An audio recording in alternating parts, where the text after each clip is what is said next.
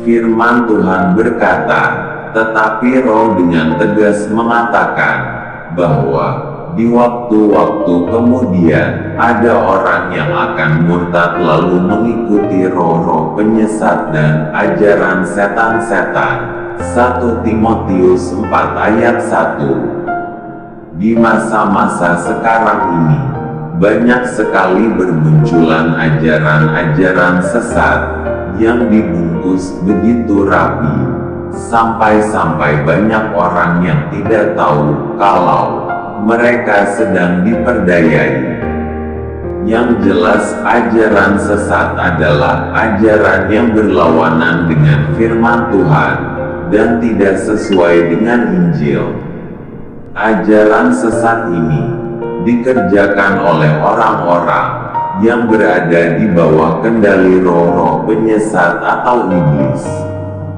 Misi mereka adalah menjerat orang-orang atau jemaat gerejawi yang lemah imannya untuk dijadikan penganut dan budaknya. Sebagai orang percaya, kita tidak perlu terkejut atau takut, karena Alkitab suara kebenaran Allah sudah lebih dulu menyatakan bahwa di hari-hari menjelang kedatangan Tuhan yang kedua kalinya, akan ada banyak ajaran-ajaran sesat. Tertulis sebagai nabi dan guru palsu.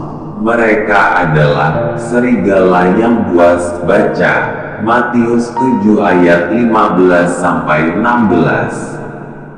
Jadi Tuhan sudah tahu apa yang akan terjadi kelak, karena Dia adalah Sang Maha Tahu. Pertanyaannya, bagaimana supaya kita tetap kuat mengiring Tuhan dan tidak dapat disesatkan oleh mereka? Ingat, setiap manusia diciptakan dengan kehendak bebas, free will. Kita punya hak memilih, sebagaimana bangsa Israel diperhadapkan dengan pilihan memilih beribadah kepada Tuhan atau Allah lain. Tapi Yosua dengan tegas berkata, "Aku dan seisi rumahku, kami akan beribadah kepada Tuhan." Yosua 24 ayat 15b. Ketika orang membuka diri untuk ajaran-ajaran sesat, roh-roh penyesat akan bekerja dalam dirinya. Berhati-hatilah, jangan sampai kita lengah dan terpedaya dengan tipu daya iblis yang datang seperti seorang tokoh pemuka agama. Mereka berusaha memperdaya dan menipu kita dengan ucapan dan perkataan firman Allah, hanya untuk merampok dan memaksa kita untuk memenuhi segala keinginan kelompok organisasi gerejanya, sehingga tanpa disadari, kita telah diperdaya sehingga menjadi budak-budaknya.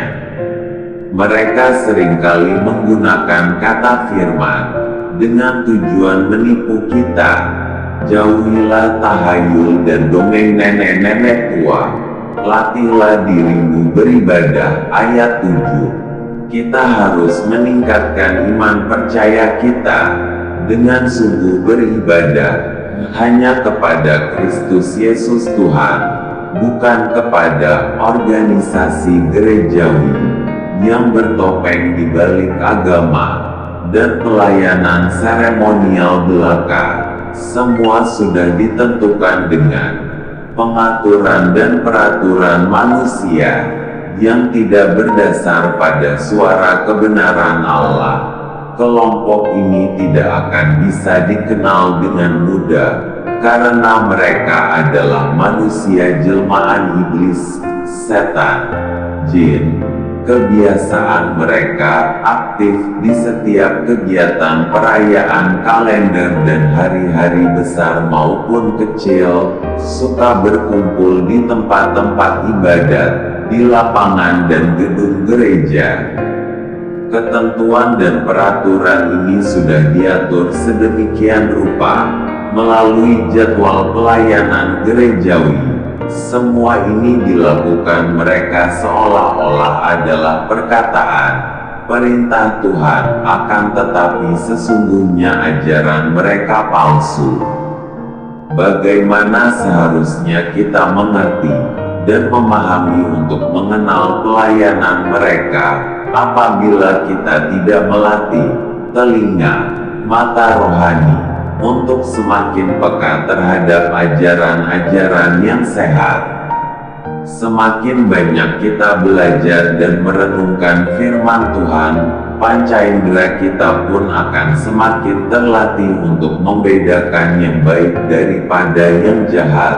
Bacalah Ibrani 5 ayat 13-14. Intinya, saudara tidak akan dapat mengunyah makanan rohani dan memahami hal-hal yang lebih dalam mengenai firman Allah kalau saudara belum menjadi orang Kristen yang lebih baik dan belajar membedakan yang benar dari yang salah dengan melakukan hal-hal yang benar. Jangan khawatir, Roh Kudus akan menolong, membimbing, dan mengurapi kita dengan kuasa-Nya. Nyatakan keberanian menolak setiap ajaran yang tidak sesuai dengan Injil Kristus. Amin.